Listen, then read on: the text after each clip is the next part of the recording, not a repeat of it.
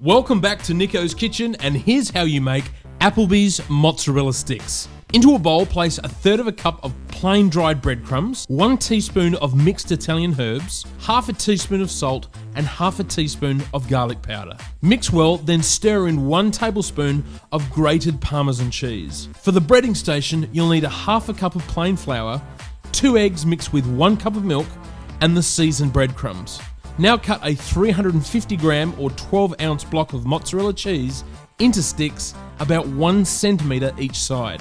Dip the sticks one at a time into the egg wash, then into the flour, back into the egg wash, and then roll in the crumbs. Continue this process until all the sticks are coated. Heat vegetable oil to 180 degrees C or 350 Fahrenheit and deep fry in batches of 3 to 4 for 1.5 to 2 minutes or until lightly golden brown. Drain on a paper towel and serve the mozzarella sticks with a warm marinara sauce for dipping. One of the best mozzarella sticks money can buy is now yours to make at home even cheaper.